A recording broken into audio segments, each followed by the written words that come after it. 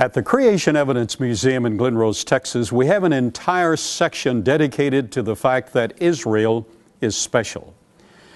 As a subtitle episode under Israel is Special, for a moment let's consider the fact that Jerusalem itself is very special. It is called the Eternal City. Actually, David grew up just a few miles, less than 4 miles, away from Jerusalem at Bethlehem. And David, as a little boy, played near, and he knew some things about the Jebusite city, that ancient, much smaller city, and its fortifications that were used later in his adult life as he conquered the city, the ancient Jebusite city. Ultimately, its name became Jerusalem, the city of peace. Now, Jerusalem is also promised to be the eternal city.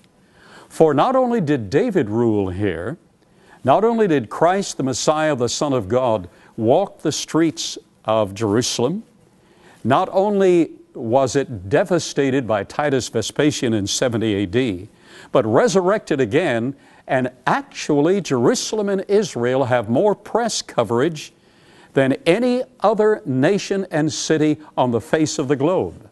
Most of it negative, most of it in controversy. It is a city that God is using and is promised will last forever. Actually, it's at this physical city of Jerusalem that the greater King David, Messiah HaMashiach, Jesus Christ himself, will literally rule and reign, and in the eternal ages, hovering over this city will be the New Jerusalem. So Jerusalem is literally the eternal city. There's some very special things about it. Here we have the eastern gate on the eastern wall of the Temple Mount. The Temple Mount itself is very significant. Just to the east of that eastern gate, of the eastern wall, we have the Mount of Olives. Jesus spent more hours on the Mount of Olives when he was in the environs of Jerusalem than at any other locale. He enjoyed the Mount of Olives. In addition to that, at the base of the Mount of Olives, right here is Gethsemane, where Jesus sweat great drops of blood, anticipating Calvary and the redemption for all mankind. Jerusalem is a very important city. But there is a deeper significance that most people are not aware of. I want to let you in on a special secret.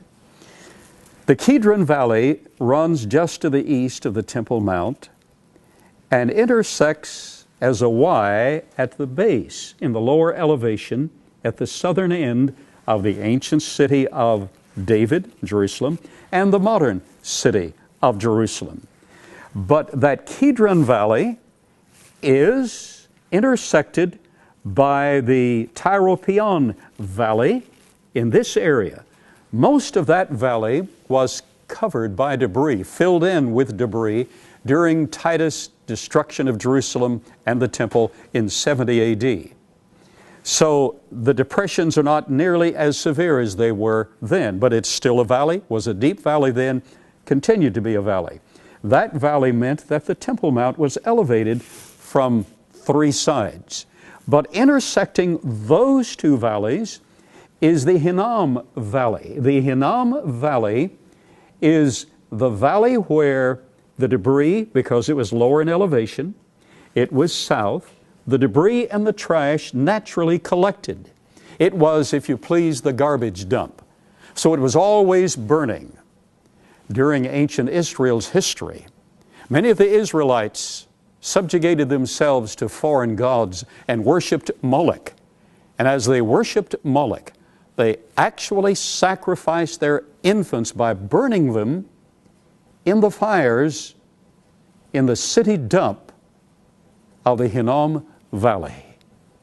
But intersecting all of those concepts, the valley that Jesus preferred, the cheesemakers or the breadwinners' valley, Tyropoeon, and the valley of destruction. Actually, this Hinnom Valley became known as symbolizing eternal destruction. But if you watch this topography, you have a sweeping valley. You have a central intersecting valley.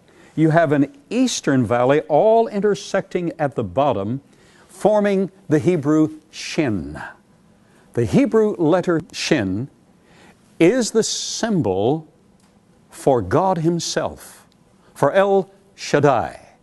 The word Shaddai is normally spelled with the Y or the Yod, or the Y, the D, or the Dalet, and the C, the Kof. But together, they're symbolized by the Shin, which represents El Shaddai. El Shaddai means God Almighty Himself. Jerusalem is deliberately situate and designed to be the representation of the physical abode where God Himself in special dimension visited. Israel is the eternal city, and Israel is very special. Jerusalem being that eternal spot within the eternal nation of Israel. Jerusalem is the eternal city, and that's where the Messiah will reign.